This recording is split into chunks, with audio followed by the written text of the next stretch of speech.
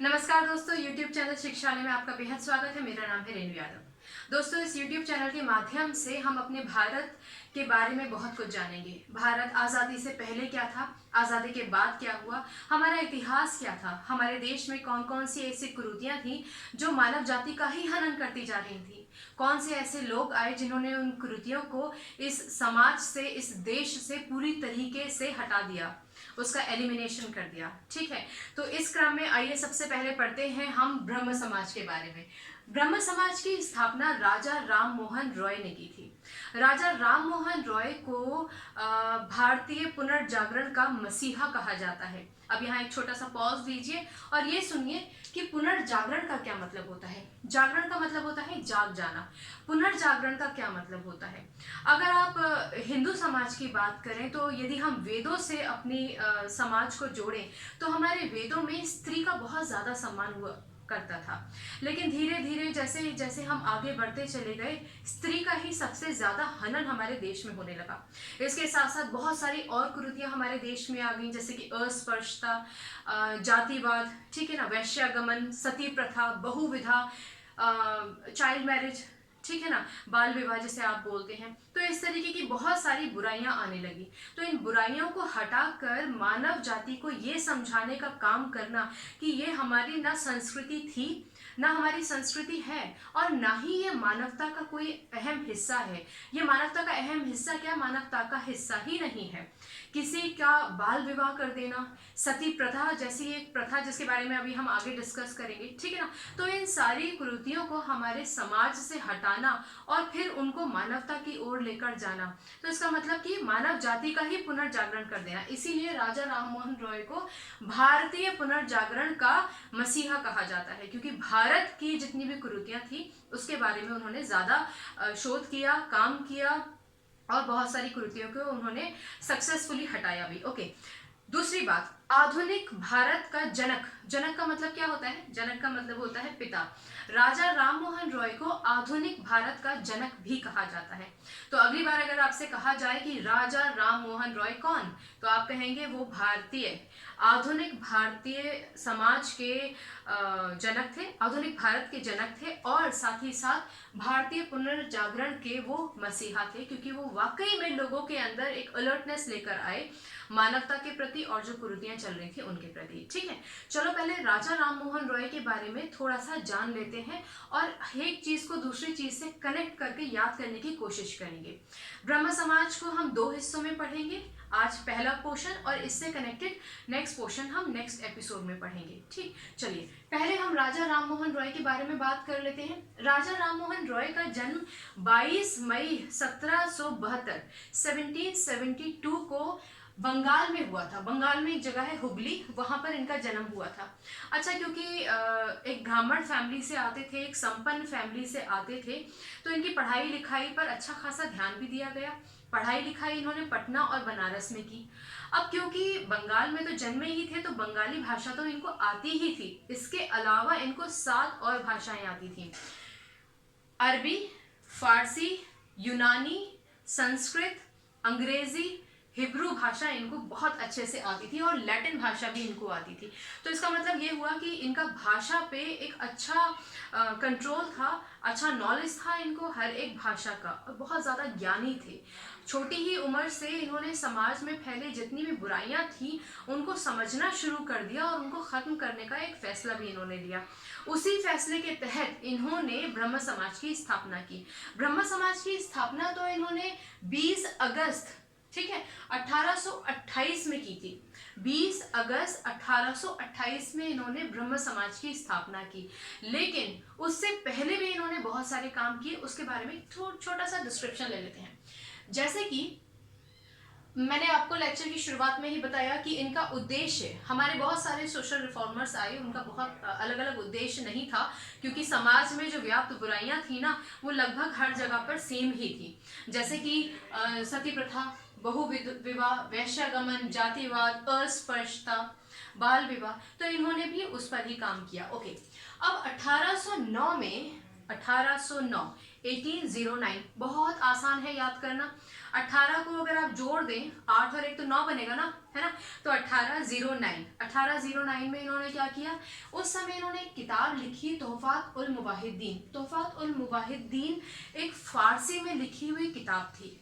तोहफा मतलब क्या होता है, गिफ्ट, ओके। और मुवाहिद्दीन अंग्रेजी में हम उसको बोलेंगे मोनोथीस्ट। मोनोथीस्ट क्या होते हैं, मोनोथीस्ट वो लोग होते हैं जो ये यकीन करते हैं कि ईश्वर केवल एक है, सबका मालिक एक, ठीक है ना। हम उसको अलग अलग कैटेगरीज में नहीं बांट सकते हैं।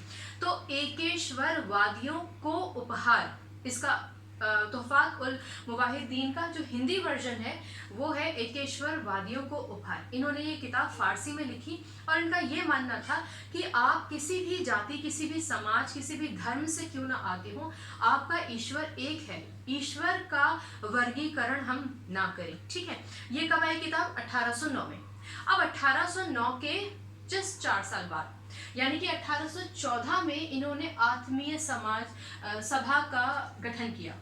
आत्मीय सभा में क्या किया जाता था, देखो बच्चों, आत्मीय सभा में ना एक हमारे समाज में जो सुधार लेकर आने हैं उन पर डिबेट्स होती थी, उन पर डिस्कशंस होते थे।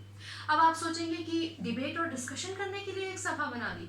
असल में ये बहुत ज़्यादा ज़रूरी होता है। हमारे घर में जब कोई प्रॉब्लम हो जाती है, कोई भी प्रॉब्लम, छोटी मोटी प्रॉब्लम ही क्यों ना हो, बिजली का तार खराब हो गया हो, या पानी नहीं आ रहा हो, या बच्चे की पढ़ाई अच्छे से नहीं हो रही हो, या एडमिशन कहाँ कराना है, तो हम क्या करते हैं, हम बैठ के डिस्कशन करते हैं, ठीक है ना, कि हमें एडमिशन कहाँ कराना चाहिए, कौन सा कॉलेज उसको अच्छे से पढ़ाई दे पाएगा, कहाँ पर उसका ग्रोथ अच्छे से हो पाएगा। आप समझ रहे हो ना, यानी कि डिस्कशन करने से हमें जो समस्या है उसका समाधान मिल जाता है। हम समस्या से समाधान के बीच में एक ब्रिज यानी कि एक पुल बना पाते हैं, ठीक, और समाधान तक पहुंच भी जाते हैं। तो ऐसे ही हमारे समाज में क्या क्या रिफॉर्म्स लाने चाहिए, क्या क्या सुधार लाने चाहिए, उसके बारे में पूरा डिस्कशन होता था, डिबेट्स होती थी। इस सभा का मुख्य उद्देश्य यही था। तो इन्होंने 1814 में आत्मीय सभा बनाई। अच्छा, पहली सभा बनाने के लिए इन्होंने 4 साल का गैप लिया। दूसरी सभा बनाने के लिए इन्होंने सिर्फ 1 साल का गैप लिया, मतलब 1815 गया और 1816 में इन्होंने वेदांत सोसाइटी की भी स्थापना कर दी। ऑलराइट, इस सारे सभा और सोसाइटी का बस यही काम था कि आप लोगों को अलर्ट कीजिए और उनको समाज में फैल रही बुराइयों के बारे में बताइए और सुधार करने के जितने भी इनिशिएटिव आप ले सकते हैं, जो भी आप पहल कर सकते हैं, उन पहल को कीजिए, लेकिन समाज से बुराइयों को हटाइए। चलिए, 1820 में इन्होंने प्रिसेप्ट ऑफ जीसस लिखा। देखो दोस्तों, हमारे हर एक धर्म में ना, अगर मैं ये बोलूं कि हर एक धर्म में कुछ बुराइयां हैं तो ये कहना गलत होगा, क्योंकि धर्म में और धार्मिक किताब में जो कुछ भी लिखा है वो बिल्कुल सही है। यदि हम उसको फॉलो करते हैं, उसका अनुसरण करते हैं, तो हम श्रेष्ठ मानव बन जाएंगे। लेकिन हम क्या करते हैं, हम अपने ही फायदे के लिए अपने ही धर्म में बहुत सारी चीज़ें अलग अलग जरिए से बदलाव करके लेकर आते रहते हैं, जिसकी वजह से आगे जाके मानव जाति के बीच में क्लैशेस होते हैं, मनमुटाव होता है और बहुत सारी आगे बातें बढ़ जाती हैं। वहाँ पे हम नहीं जाएंगे। तो 1820 में इन्होंने प्रिसेप्ट ऑफ जीसस लिखा। एक बार क्रम रिवाइज कर लेते हैं, फिर आगे बढ़ेंगे। हम बात कर रहे हैं राजा राम मोहन रॉय की। राजा राम मोहन रॉय मतलब आधुनिक भारत के जनक, जनक मतलब पिता, और भारतीय पुनर्जागरण के मसीहा कहलाए जाते हैं राजा राम मोहन रॉय। राजा राम मोहन रॉय ने ब्रह्म समाज की स्थापना की 20 अगस्त 1828 में। बहुत सिंपल है, 20 अगस्त 1828। 20 और 8 को अगर आप जोड़ दोगे तो 28 हो ही जाएगा ना। तो 20 अगस्त 1828 में इन्होंने ब्रह्म समाज की स्थापना की। ब्रह्म समाज में स्थापना करने से पहले इन्होंने बहुत कुछ काम किए, जैसे कि 1809, याद रखोगे ना, 8 और 1 9 होते हैं ना, बीच में 0 लगा दो, 9 हो जाएगा, ठीक है ना। तो 1809 में इन्होंने तोहफात उल मुवाहिद्दीन एक किताब लिखी जो फारसी में थी। इसका मतलब होता है एकेश्वरवादियों को उपहार। फिर क्या किया, इन्होंने गैप लिया और 1814 में आत्मीय सभा, 1816 में वेदांत सोसाइटी और 1820 में प्रिसेप्ट ऑफ जीसस लिखा। हमने ये भी कहा कि राजा राम मोहन रॉय क्योंकि बंगाली थे, हुगली में इनका जन्म हुआ था बंगाल में, तो इनको वो तो आती ही थी, लेकिन अरबी, फारसी, लैटिन, यूनानी, अंग्रेजी, संस्कृत और हिब्रू भाषा के भी अच्छे ज्ञानी थे। हिब्रू मेरे ख्याल से इजराइल में बोली जाती थी। ओके, यहाँ तक तो आपको याद हो गया होगा, दिमाग में अच्छे से बिठा लीजिए। अब आगे बढ़ते हैं। अच्छा, क्योंकि बंगाल भाषा तो इनको अच्छे से आती थी, तो इन्होंने एक किताब लिखी संवाद कौमुदी। बच्चों, इस लेक्चर में ना जो जो चीज़ें आपके कंपटीशन में पूछी जाएंगी ना, मैं बस वही कवर कर रही हूँ। ये इम्पोर्टेंट पूरा एक जेस्ट है, पूरे एक टॉपिक का एक जेस्ट है जिसमें से क्वेश्चन पूछे जाएंगे। ओके, तो बंगाल भाषा में इन्होंने संवाद कौमुदी नाम की एक किताब लिखी और प्रकाशन की तरफ भी गए। तो प्रकाशन में इन्होंने मिरातुल अखबार इन्होंने फारसी भाषा में लिखा था, इसका भी इन्होंने प्रकाशन किया। याद रहेगा, बंगाल भाषा में संवाद कौमुदी। आप संवाद करते हैं ना किसी से, तो आप अपनी भाषा में संवाद करते हैं ना, बातचीत करते हैं, ठीक है ना। तो क्योंकि ये बंगाल से थे तो इसलिए बंगाल से याद रखिएगा कि इन्होंने संवाद किया, संवाद कौमुदी। ऑलराइट, और मिरातुल अखबार इन्होंने फारसी में लिखा था। इतना क्लियर हो गया। चलिए, अब हम बात करते हैं कि आखिर राजा राम मोहन रॉय जी ये सब चीज़ें करने में सक्सेसफुल कैसे हुए। उससे पहले एक चीज़ समझो बच्चों, मैंने अभी आपको शुरुआत में बताया कि इनका जन्म ब्राह्मण परिवार में हुआ था, यानी कि ये कोई राजा के परिवार से तो आए ही नहीं थे कि भाई इनके पिता राजा थे और उसके बाद इनको गद्दी मिल गई तो ये राजा हो गए, ऐसा नहीं था। लेकिन इनके काम इतने सर्वश्रेष्ठ थे उस समय में, और इतना अलग हट के ये सोचते थे, समाज में सुधार लाने के लिए सोचते थे, और इनके सुधारों ने बहुत हद तक हमारे देश से कुरीतियों को अलग भी हटाया, रिमूव ही कर दिया, एलिमिनेट कर दिया, उसका उन्मूलन कर दिया। इसीलिए अकबर द्वितीय ने इनको राजा की उपाधि दी थी, ठीक है ना। तो इनको राजा जो है ना, वो ये राजा परिवार से है ऐसा नहीं है, इनको राजा की उपाधि दी गई थी, एक टाइटल दिया गया था राजा राम मोहन रॉय को, ठीक है। अब देखते हैं कि इन्होंने क्या क्या किया। John Digby east India company में थे।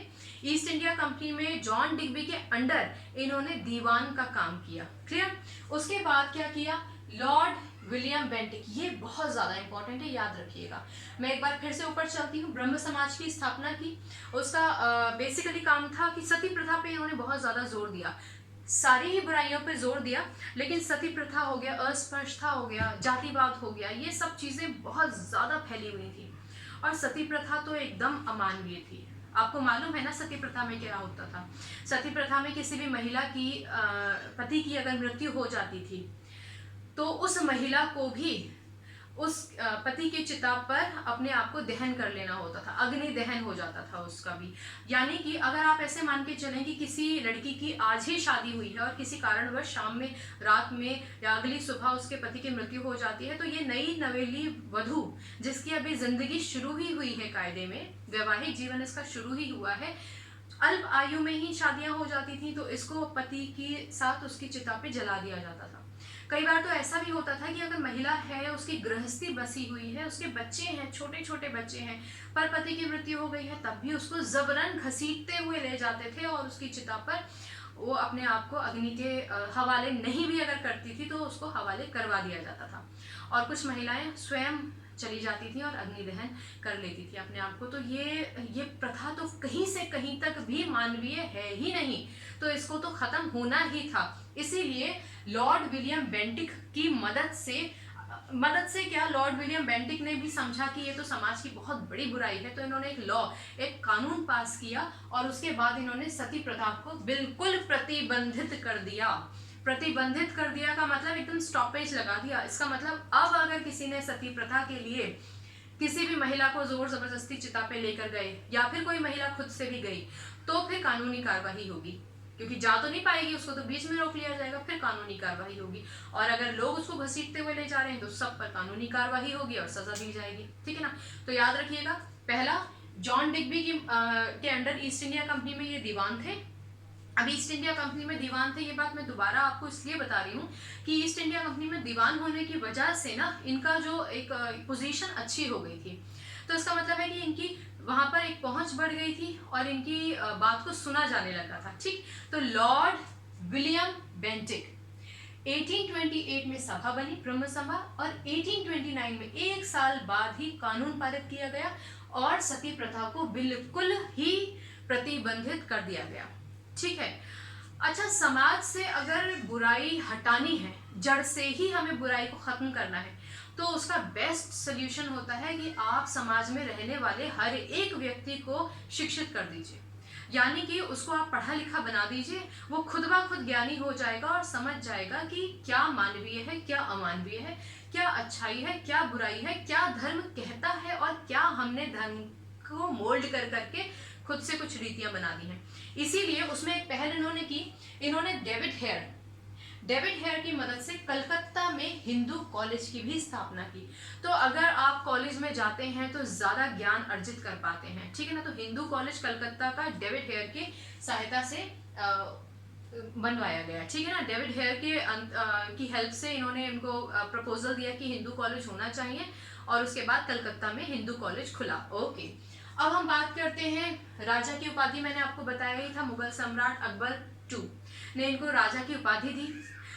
उसके बाद अब क्योंकि ये इतने अच्छे पोजीशन पर थे तो अकबर ने क्या किया कि इनको अपना दूध तो आप समझते हो ना, मैसेंजर, इनको अपना दूध बना के इन्होंने राजा राममोहन रॉय को इंग्लैंड में भेज दिया। इंग्लैंड में कहाँ पे? ब्रिस्टल में। ऑलराइट, तो ब्रिस्टल में विलियम चतुर्थ यानी कि William fourth, okay, William fourth के दरबार में इन्होंने, अकबर ने राजा राममोहन रॉय को अपना दूध बनाकर भेज दिया।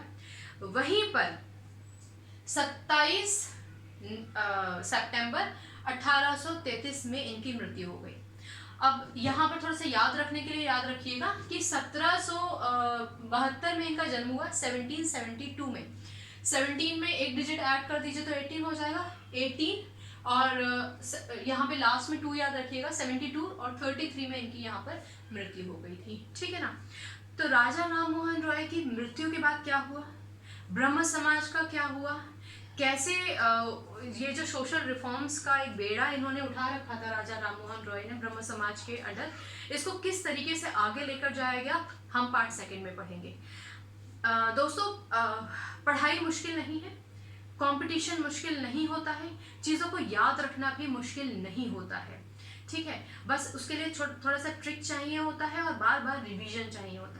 तो मुझे पूरी उम्मीद है आप जिस भी कंपटीशन के लिहाज से इस चैनल को अवेल करेंगे, आपको उसमें सफलता ज़रूर मिलेगी। खुश रहिए, अपना ख्याल रखिए, अगली बार मिलने तक बाय बाय।